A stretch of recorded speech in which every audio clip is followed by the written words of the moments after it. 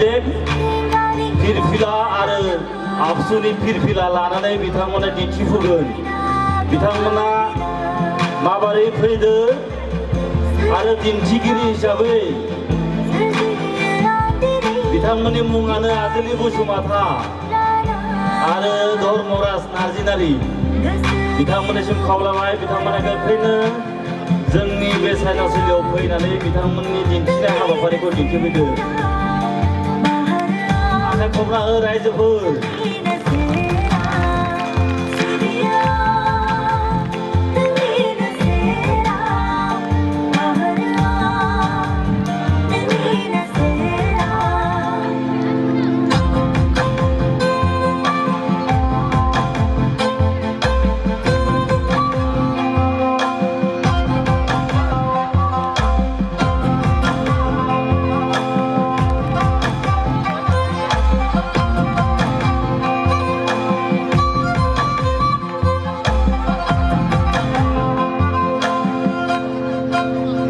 बेनि उनाव जोंनि गोदोनि बोराय बुरै नङा गोदोनि राजाफोरबो दङमोन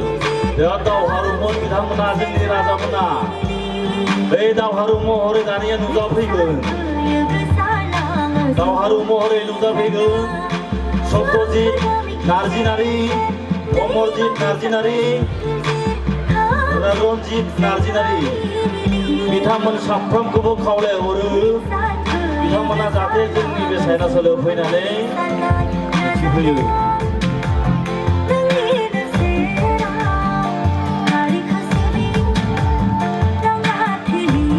बिथांमोनानो दावहारु बर'नि राजा बायदि नुलायलायदों रायजोफोर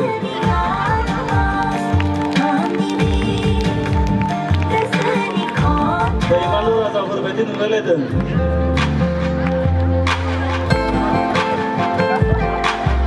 दायो आं खावलायनो नागिरदों जोंनि मोनसे बर' हारिनिनो गोग्गोम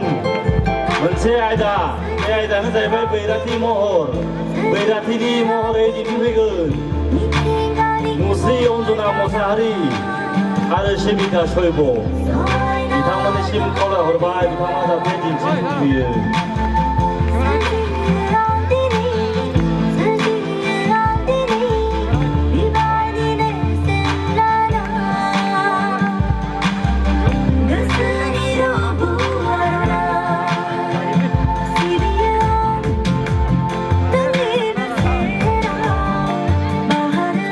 जायोबा एसे मोसानाबोनो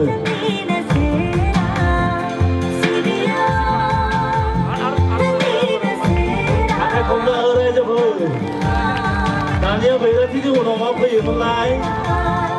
बैराथिनि उनाव फैयो हौवा गोदान आरो हिनजाव गोदान हौवा गोदान महरै फैगोन पवन मोसाहारि आरो हिनजाव गोदान महरै फैगोन आशा ठाकुर बिथांसिम खावलायहरबाय बिथाङा जाहाथे नुजाफैयो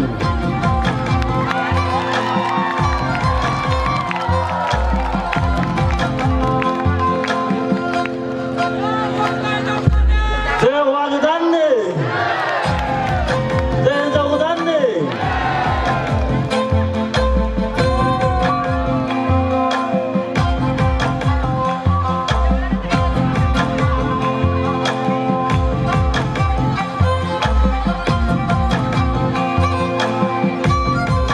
नुजाफैगोन हौवा गोदान हिनजाव गोदाननि लोगो नांफागौ नालाय मिस्थरफोर मिस्थरा जाहैबाय मनिक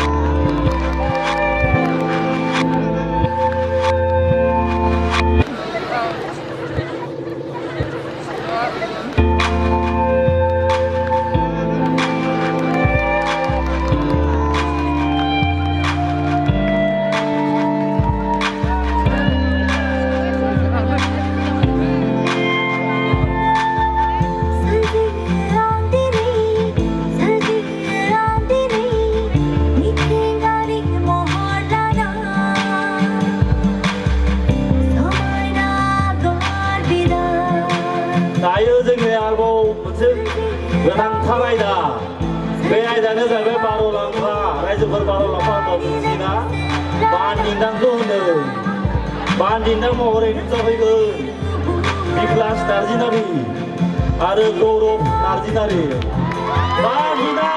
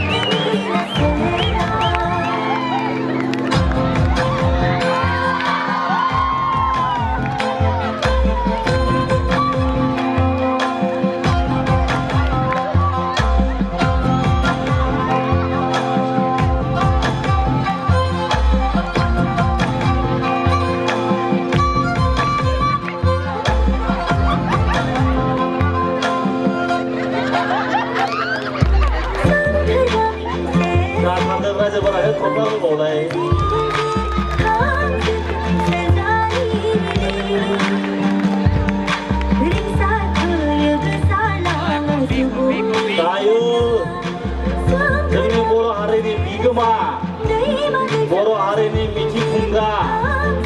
गामियाव बयनिख्रुइ देरसिन गावबुरा आरो गावबुरै नुजाफैगोन अनन्त चक्रबारि आरो लोगोसे पुर्निमा कार्जि गावबुरा रायजोफोर गय जालायलायदों गावबुराया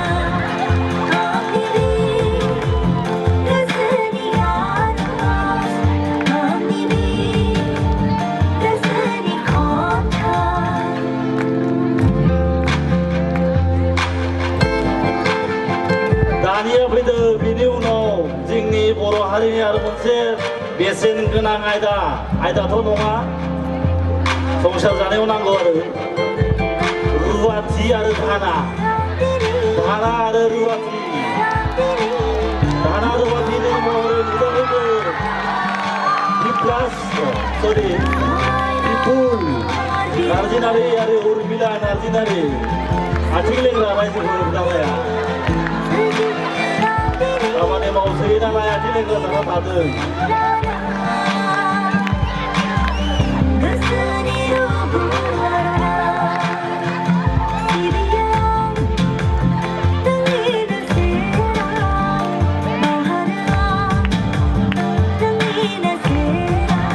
बिनि उनाव जोंनि संसार जानायनि मोनसे आयदा दंबायो जोङो ना गुरनायावहाय जेखाइ लानानै जेरै जालुवा बुरैया जालुवा बुरै आरो जालुवा बोराय ना गुरो बिथांमोना ना गुरनानै संसारखौ फिसियो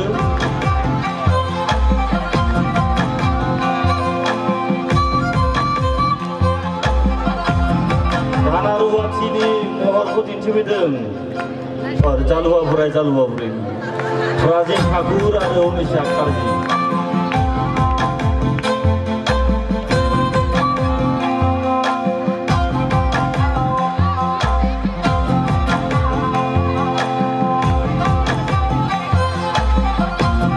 दानिया हारिमु सिबिसुलि रायजोफोर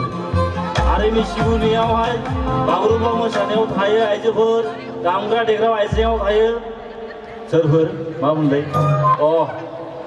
हारिमु जोंनि दिन्थिफुंग्रा महराव दिन्थिफुंफैगोन ज्योति कार्जि बन्दना नार्जिनारि लक्ष्मी कार्जि बिथांमोना हारिमु सिबियो बागुरुम्बा मोसायो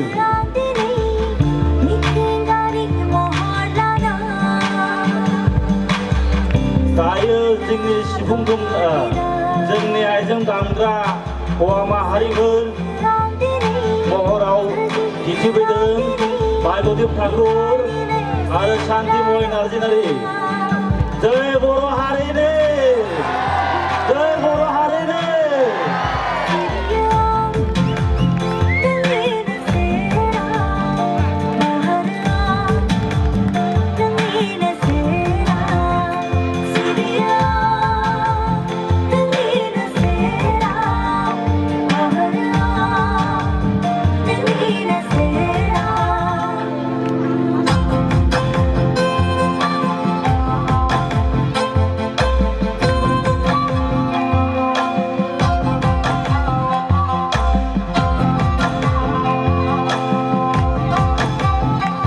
इयुनाव फैगोन जोंनि आइजोफोरा दा देलायसो थारो माथो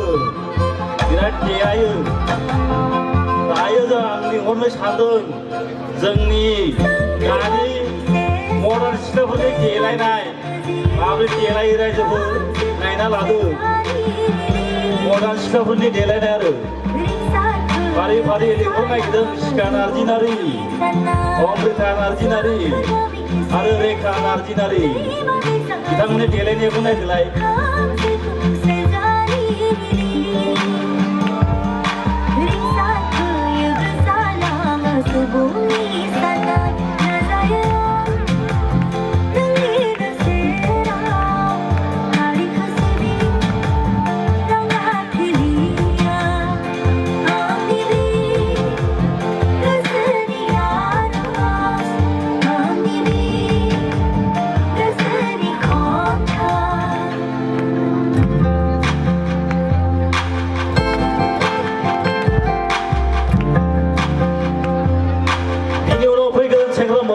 दानिया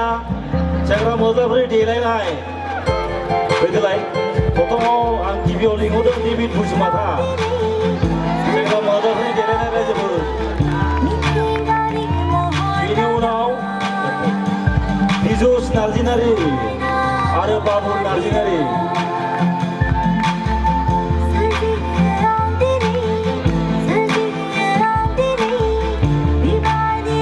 बिराद देलायसो थारो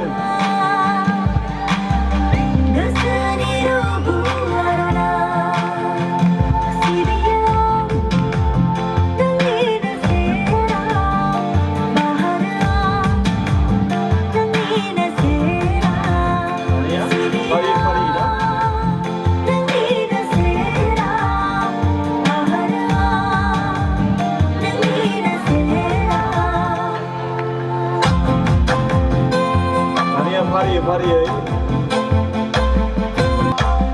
आरो गोख्रोङैनो आखाइ खबना हो रायजोफोर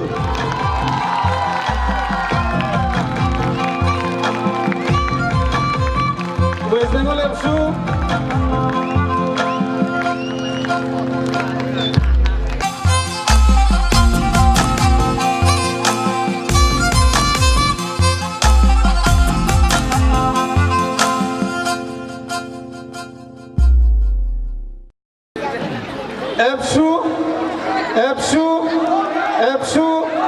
West Bengal Epsu